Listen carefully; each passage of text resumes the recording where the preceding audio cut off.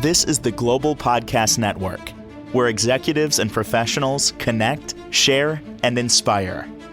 Stay tuned for the conversations that drive success.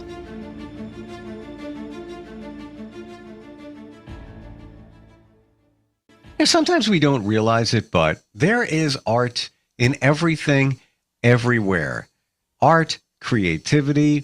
You could be just walking down the street and look in a store window, and just the way the signs were arranged, just the way the logo, the colors, all of that, it's everywhere. We're going to talk about different ways to look at art today, and that is through the lens of what she does as an art therapist. Learned so much. She's an inspiration for us to create things and think about things. Our professional of the year, Barbara Robertson, is back with us.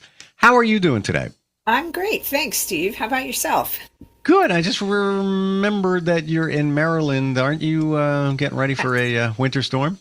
Oh, yes, we are. Oh, yeah, we're expecting a foot or more starting tomorrow night. So it's nicely positioned in the middle of the weekend. Can't complain about that.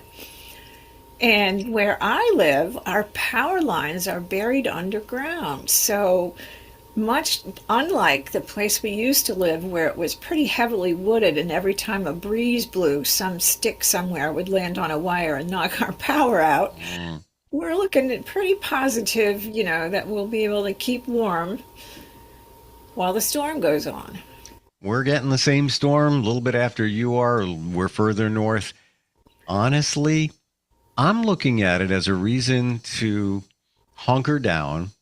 And I'm not just saying this, but to be creative. All those things I wanted to do for a while. I'm making a list right now, that I want to achieve, like from the beginning of the day to the end of the day, because I'm not going out, and that's okay. I'm looking forward to it in many ways. Yeah, excellent. I've been thinking about some stuff I've been wanting to do at home too, and thinking, ooh, this might be just the time. I have a closet or two to be cleaned. Might even get to that. Yeah. So on the art front, we have an email and some art that somebody sent us. I think that's wonderful. Instant feedback, steve@gmail.com. And this is from Mandy from Tulsa, who says, I was feeling creative after your show, so I decided to draw something. I'm obviously not an artist, and it was nice to find my pastels again. And that's Mandy. So I'm going to hold it up here. I don't have it on the screen. I printed it out for ease. I hope it translates. I hope you can see it. Actually, no, it looks like you can. Oh, yeah. Oh, no, it's very clear. It is, isn't it? Wow. It is. What are you getting from that? I love it. First thing I'm getting is it's a beautiful day. Mm-hmm. The house looks cozy and warm. I love that there's a door in the house and the walkway just narrows right down directly to that door. It kind of says, come on in, come in, come in. And it looks like it might be breezy in the kind of the green on either side of the path. Looks like it's either just a grassy field or maybe a field where the grass has gotten a little bit long. So maybe it's more just like a kind of a wildflower field. And then let's center on that for just a second here. So she said she used pastels, and I'm liking the fact that with that grass in the front, you can see some white. It says if she took the pastel sideways and just colored, she wasn't deliberate and I gotta fill in everything. But the beauty of that is it's loose and it creates, like you're seeing, movement. So it could be that's whole right. grass moving, right? Yeah, absolutely. That's what I picked up on it. And the kind of the white and the green together gives it a little bit of a roughness. So there's some texture to it that is also lovely. That it's got a tactile appeal. Oh, and look at that little plant sticking up, the little leaves of something growing right at the lower right corner. Barbara, I didn't even see that until you just said it. I didn't see it at first either, but that's a really good point about looking at art or looking at the scene that you're standing in, your environment. is until we really pause and kind of be still with it and let our eyes rove around, we could be missing important details.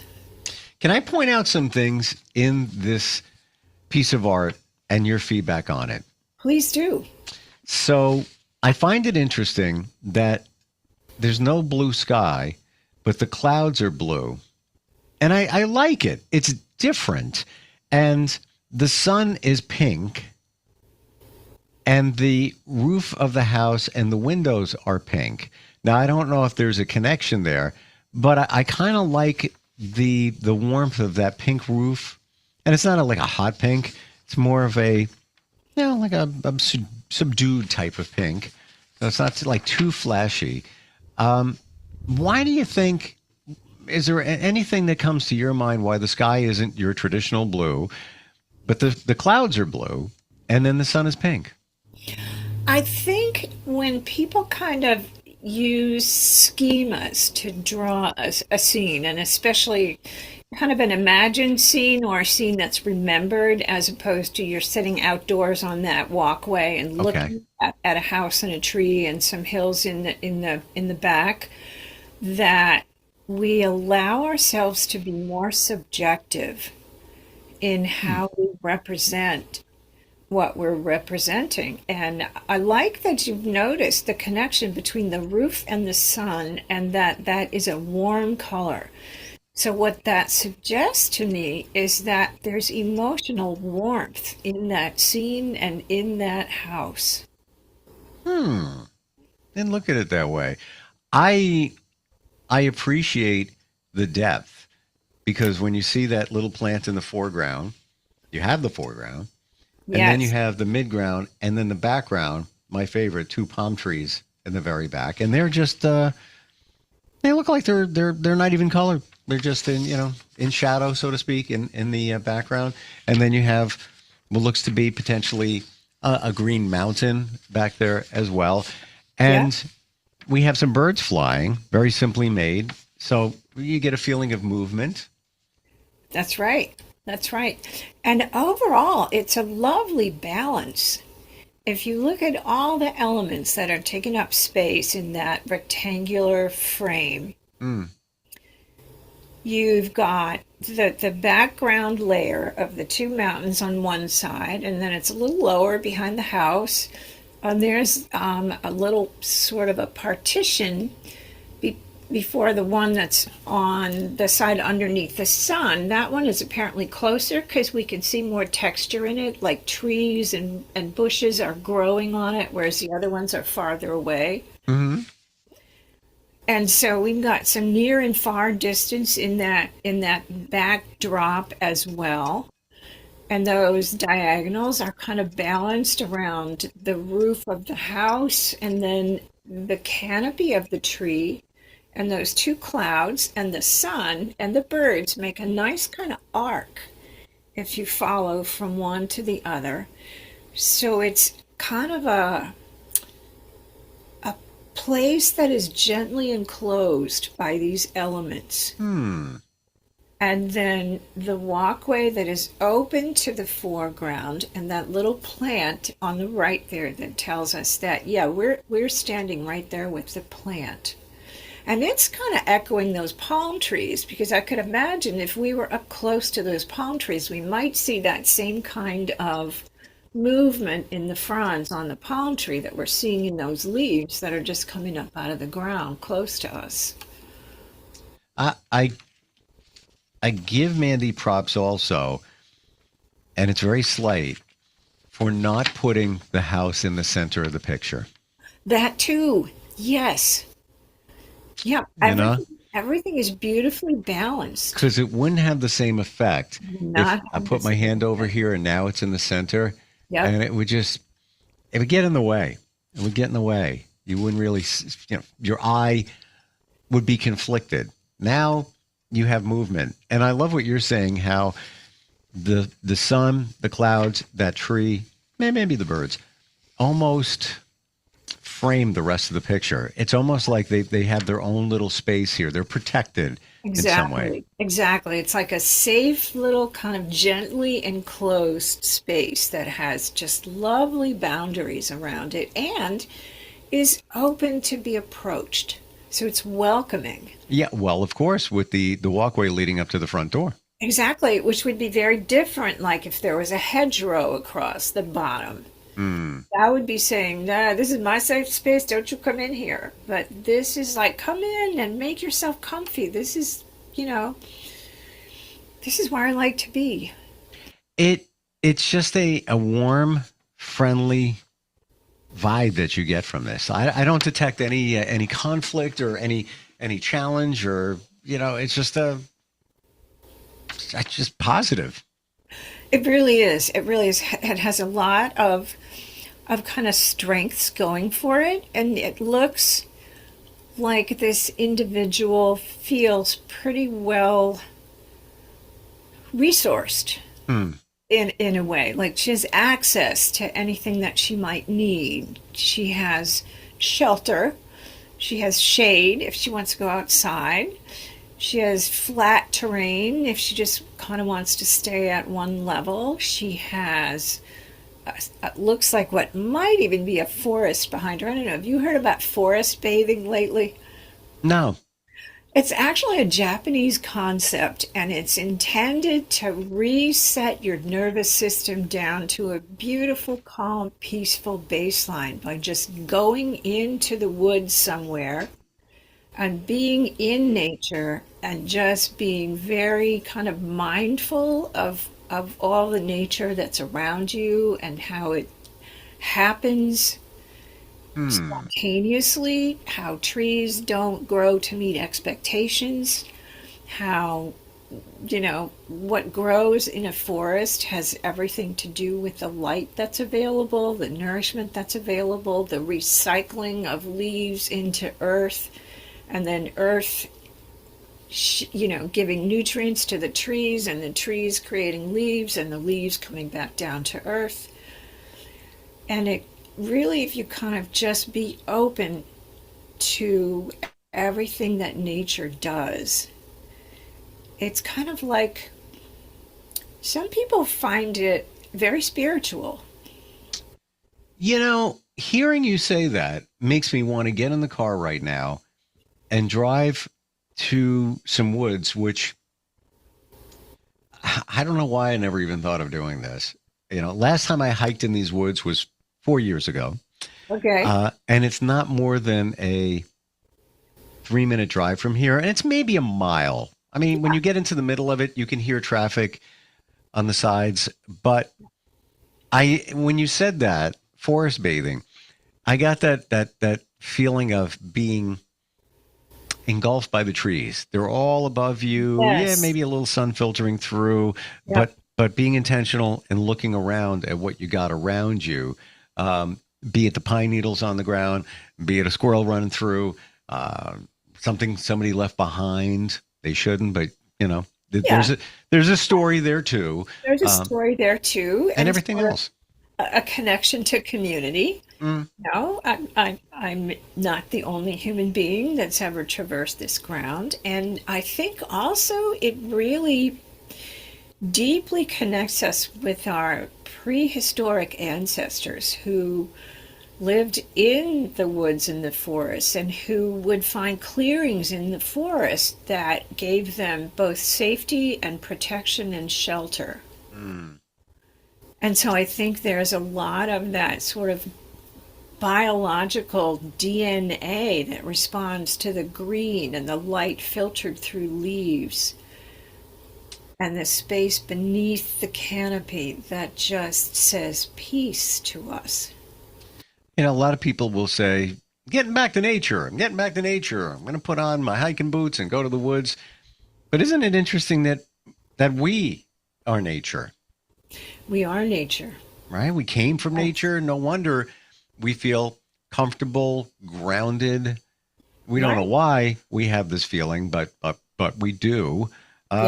We're focusing today on looking at art in different ways to look at it. Any examples? Well, I kind of want to also just kind of pull this into the art of seeing.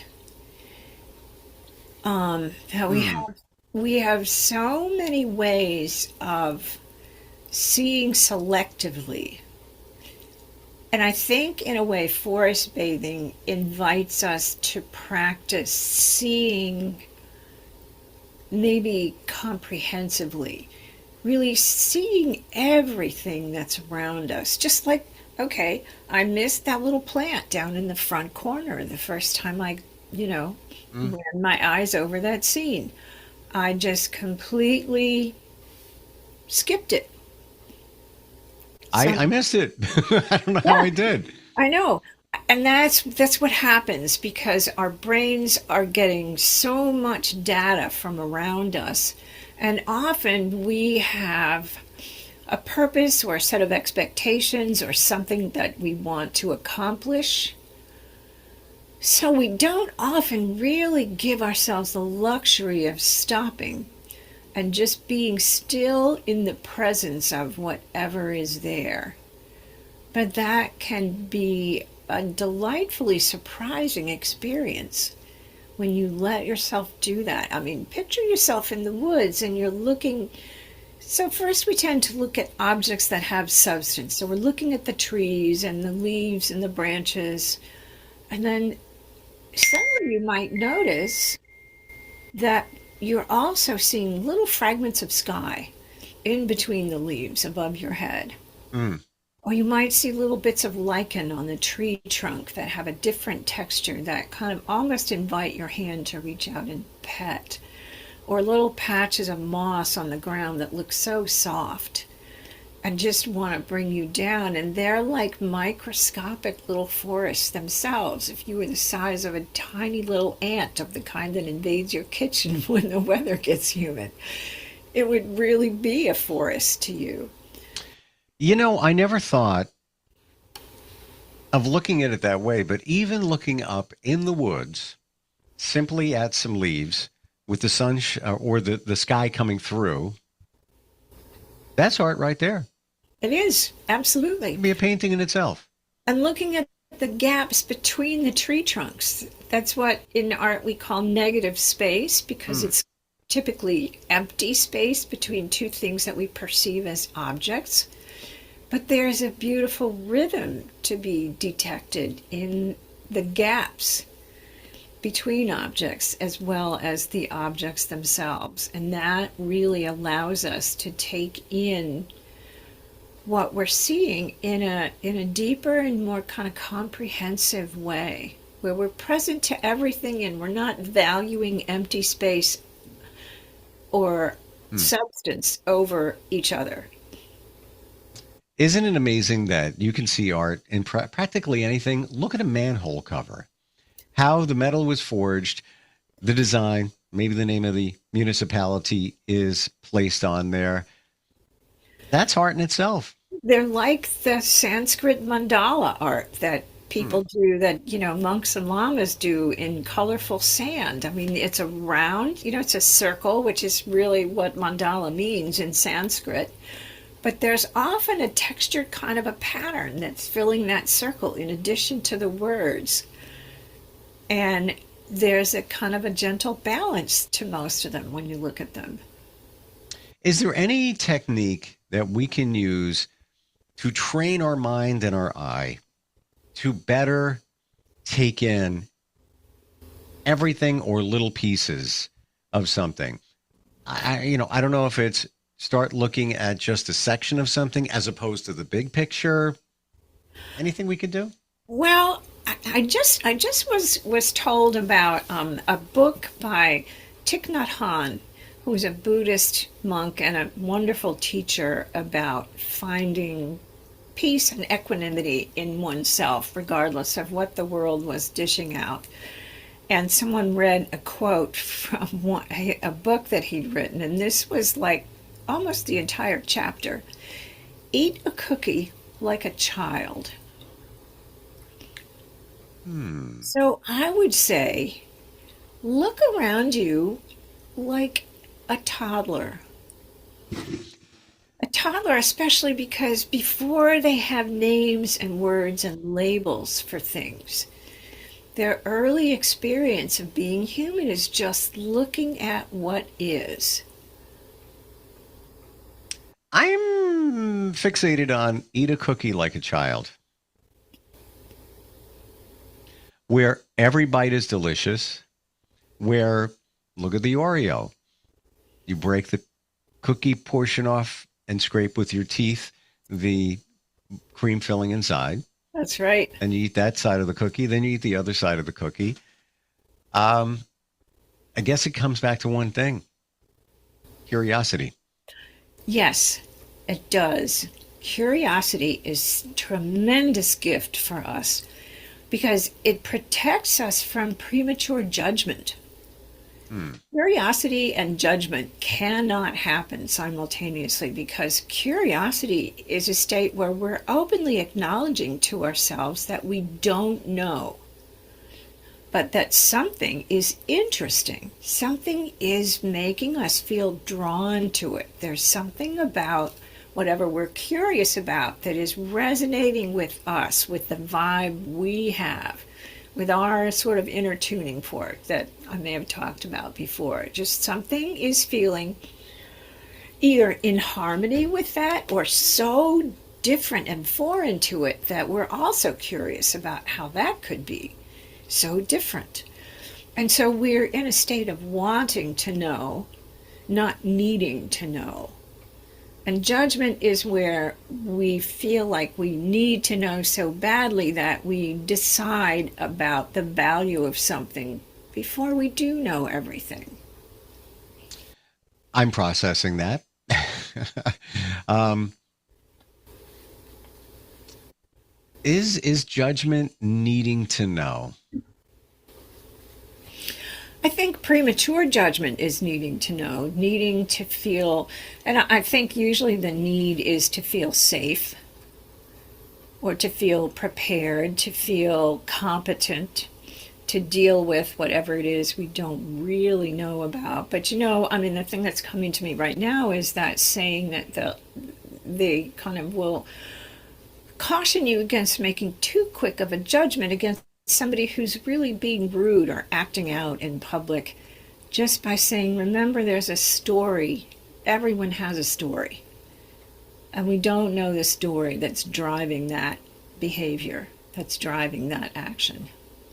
What's coming up for me, and this goes back to everything that we do, often goes back to being safe.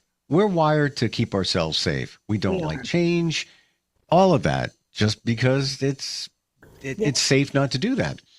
When you judge, you are taking something and you're putting it in a box so you can get your arms around it in terms of how safe it is. I know the nature of the beast. I've judged that individual. They're this, they're that, whatever it is. So I've processed it and I've put it in a category, judgment category. I'm not saying this is right. I'm just saying it seems like it happens. Yes. It happens quite frequently. Yes. So now you know what you're dealing with because you judged it. Whereby curiosity, you don't know. Although I will say that curiosity can allow for much deeper connection, because when we're coming at least another person or a situation or an object for that matter with judgment in order to feel competent in how we interact with it, we can often inadvertently spark a defensive response. Oh, you think that about me? Oh, you think you know me? Well, let me show you what you don't know about me. I'm tougher than I look. Blah, blah, blah. And then the next thing you know, you're very disconnected from the being that you're there with. Yes. Whereas when you approach with curiosity, I don't know you. What do you like? What's going on? Back to the cookie. Back to the cookie. You open that, I even if you've eaten that cookie before a bunch of times, that Oreo. Right. You kind of know what it's going to taste like, but you're curious how that experience might be. And maybe, you break it in half and you might scrape a little bit, but then you'll eat more of the cream on the cookie this time just to see what the flavor blend tastes like. And I wonder if this cracker on the other side, the chocolate, cracker, is going to taste the same as it did last. I'm curious. Yeah. You're open. Or like, I wonder what peanut butter would taste like on that unfrosted Oreo half. That would be like a Reese piece. Huh. I mean, You didn't judge. what you said was see what happens. Right. And that's what I keep coming back to in terms of adopting a kind of a playful approach. A playful is childlike to my mind, not childish. Although I do think that a lot of people have some anxiety around being too playful because they're afraid that it would That mark they'll be judged. childish. That they'll be judged as inappropriate, immature, Right. Well, too goofy, too silly. I freely admit I'm a big kid having fun Absolutely. with responsibility. And I think you should write a book called Eat a Cookie Like a Kid. I'm serious. It right away makes you think, and it gets you whoosh, lasered in on what that actually means. That's right. Wonderful conversation today. Thank you, Mandy from Tulsa, for sharing your art. Anybody wants to, no judgment. We love taking a look at this kind of stuff and see maybe where your head was at or where our head is at looking at what you design. Instant feedback, steve@gmail.com. And for anything else, Barbara, how do we find you? Well, I'll tell you how to find me in just a minute. But I want to say about Mandy's artwork, she's so generous to have shared that with us, first of all. Yep. So wonderful gratitude and appreciation for sending that. Also, it's entirely possible that Mandy's mindset was very different from what you or I saw, which does not mean that any of us were wrong. Correct. It just means that we may speak a different visual language from one another. So I want to validate for Mandy that whatever was going on with her when she drew that image, that was the right image for her to represent that. And that's why I never, as an art therapist, make an interpretation without consulting the person who created the image, because we could be missing some essential information to know what it meant to the creator. Mm-hmm.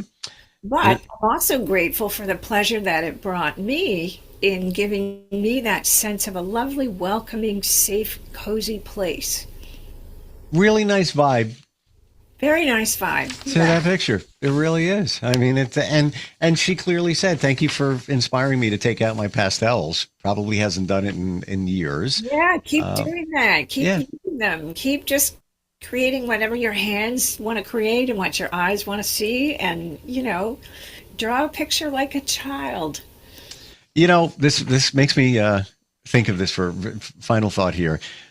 The Dos Equis beer Yeah. man is coming back. The guy is like 90 and they're going to throw him back in again.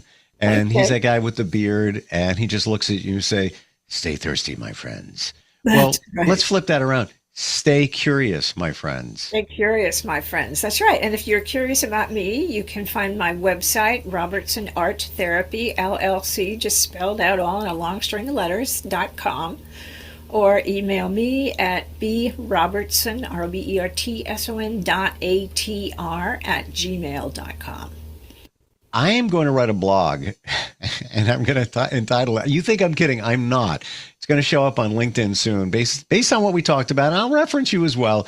Eat a cookie like a kid. For me, it connects like immediately. Doesn't it have a magical power? It's got some energy to it that is so enticing. We can all relate to it. Yes.